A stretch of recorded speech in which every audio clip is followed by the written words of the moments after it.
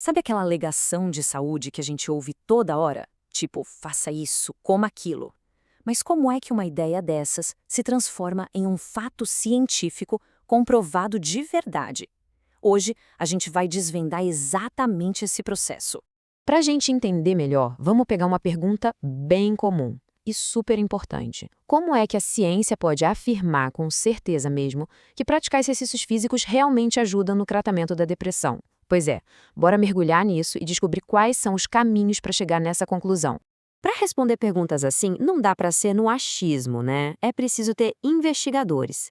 E no mundo da saúde, tem duas áreas que são craques nisso: é a epidemiologia e a bioestatística. Pensa nelas como os detetives da saúde pública. E a chave para entender essa parceria está toda aqui. A epidemiologia nos dá a visão da população, o quadro geral, sabe? Enquanto a bioestatística, bem, ela chega com as ferramentas matemáticas para analisar e dar sentido a tudo isso. Elas são inseparáveis, tipo unha e carne. Então, para simplificar ainda mais, a epidemiologia pergunta o que está acontecendo e por quê. É a visão macro.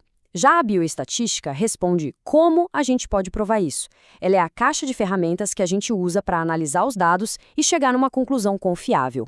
Beleza, agora que a gente já conhece os investigadores, vamos dar uma olhada no kit de ferramentas que eles usam. Basicamente, existem três tipos principais de estudos, três jeitos diferentes de encontrar as respostas. Vamos analisar cada um deles. O primeiro é o estudo caso-controle. O nome pode até soar meio complicado, mas a ideia é bem simples na verdade. É um método de investigação que funciona olhando para trás, para o passado. E olha só como isso funciona na prática. Imagina que uns pesquisadores selecionam um grupo de pessoas com uma condição, como ideação suicida, e outro grupo sem. A partir daí, eles meio que voltam no tempo, analisando o histórico de todo mundo para encontrar pistas ou fatores que possam estar ligados àquela condição. O processo é exatamente esse. Primeiro, os grupos são separados em casos e controles. Em seguida, a investigação olha para o passado dos dois, buscando diferenças que chamem a atenção. A grande vantagem desse método é que ele é rápido e relativamente barato, principalmente para doenças raras. O lado ruim depende muito da memória das pessoas, que a gente sabe pode não ser tão precisa, né? Agora vamos para a segunda ferramenta. Diferente do caso-controle, que olha para trás, o estudo de coorte olha para frente. Ele acompanha as pessoas ao longo do tempo para ver o que acontece, o que acaba gerando evidências muito mais fortes sobre causa e efeito. Um ótimo exemplo disso é um estudo que acompanha um grupo, uma coorte, de pessoas com diabetes. Os pesquisadores não olham para o passado, eles seguem esse grupo no presente e para o futuro para observar como a saúde deles evolui e quais fatores podem estar influenciando essa evolução.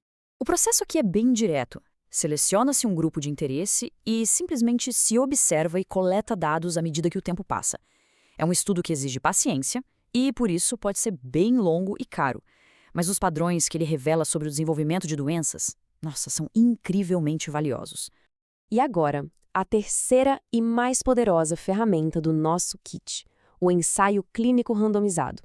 Esse é considerado o padrão ouro quando a gente quer testar se uma intervenção específica, como um tratamento ou um programa de exercícios, realmente funciona.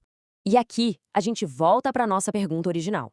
Para saber se o exercício ajuda na depressão, o método ideal seria este: criar um estudo onde um grupo de pessoas com depressão participa de um programa de exercícios, enquanto outro grupo, o de controle, não participa.